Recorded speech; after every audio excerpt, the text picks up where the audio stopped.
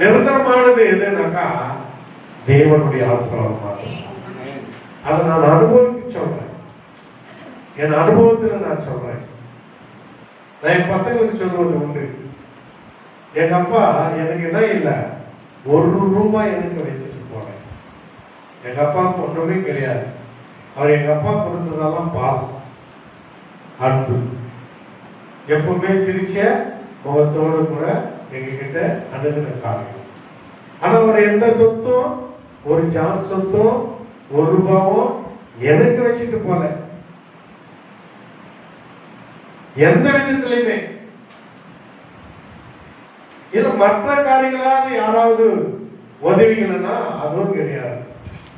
ஆனால் தேவன் ஆசீர்வாதமான ஒரு ஊழியத்தை கொடுத்தபடினாலே இந்த உலகம் எல்லாம் வீணு, ஆனா என் தேவனுடைய ஊழியம் பெருசு என்று நான் நினைக்கிறேன்.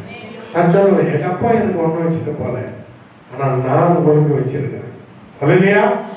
ஒரு சொந்த பிரயாசத்தை நீ சாப்பிடுவாய் சொல்கிறபடி எந்த உதவி இல்லாம என் சொந்த உழைப்புல உங்களை நான் நிலைநிச்சிருக்கிறேன். ஆகவே யாருக்கிட்டையும் கையேந்தாதீங்க, ஆண்டவர்கிட்ட கையேந்துங்க. இதுதான் அவங்களுக்கு சொல்ற ஒரு காரியம்.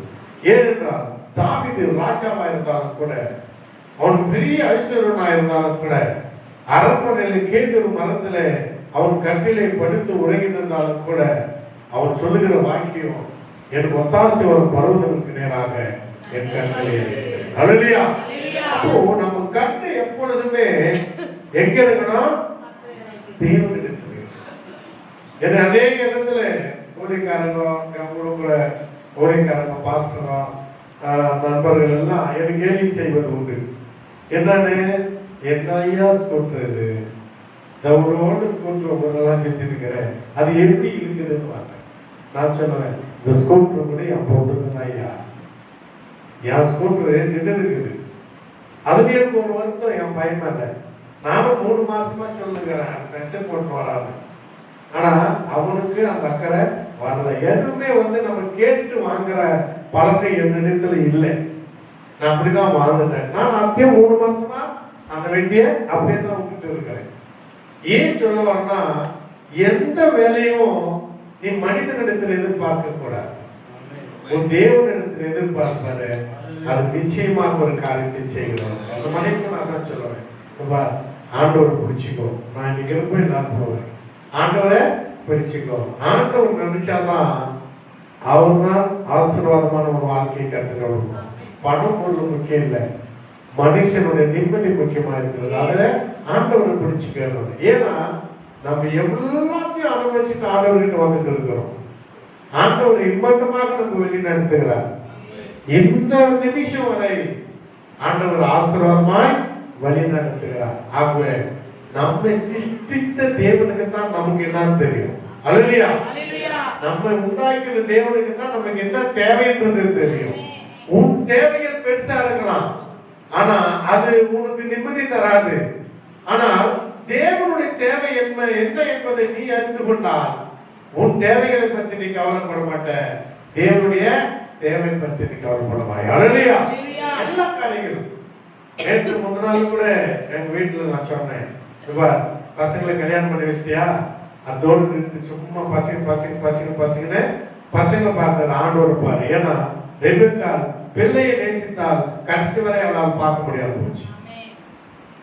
ஆண்டவர் ஒரு காரியத்தை சொல்ற, என்னை நேசி, என்னை விசுவாசி, முழு பலத்தோட என்னிடத்தில் அன்பு செலுத்துவாயாக, என் மகிமை ஒருவனுக்கும் முதல்ல என்ன ஆண்டவர் கொடுக்கணும். அதுதான் அவர் சொல்லுகிற காரியம். தன் தகப்பன் வீட்டையாவது, தன் தாயையாவது, தன் சகோதரர்களையாவது, தன் மனைவியாவது, தன் பிள்ளைகளையாவது விட்டு என் பின்னே வருகிறவன் எனக்கு சேசன். அல்லேலூயா.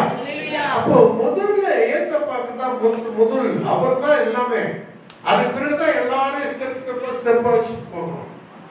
அவர் முதல்ல ஏசப்பா வைக்காம வேற எங்கேயாவது நம்ம வச்சோம்னா ஆசீர்வாதம் கிடையாது.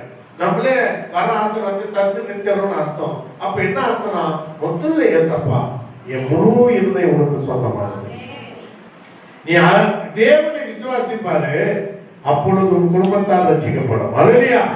ஏசப்பா முன்ன வைப்பாரு, உன் பிள்ளைகள் எல்லாம் ஆசீர்வதிக்கப்படுவார்கள். அல்லேலூயா.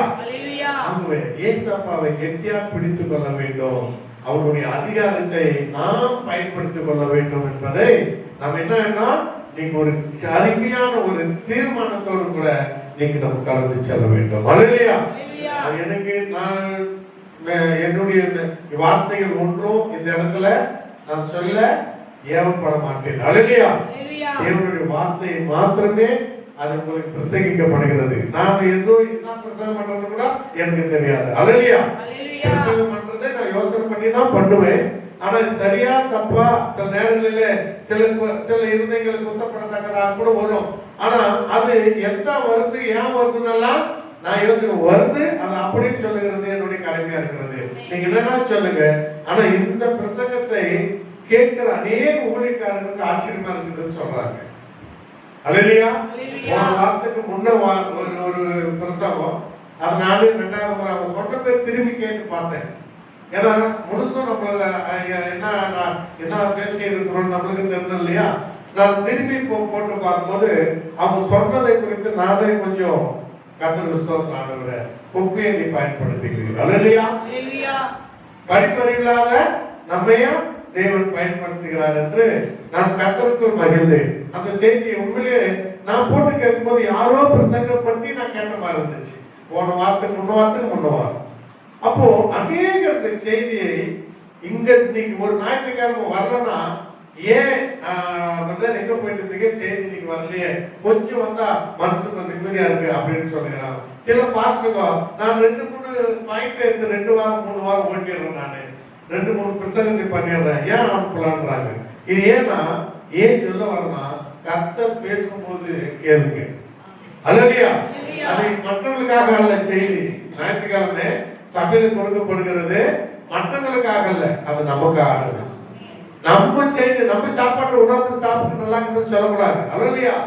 அது உங்களுக்கு வருகிற செய்தியை நீங்கள் கேட்டு உங்களுக்கு என்று விசுவாசித்து அதன் பலனை நீங்கள் பெற்றுக் கொள்ளுங்கள். கர்த்தர் உங்களை ஆசீர்வதிப்பாராக. நம்ம எழுந்து நின்று நம்ம ஒரு பாடலை பாட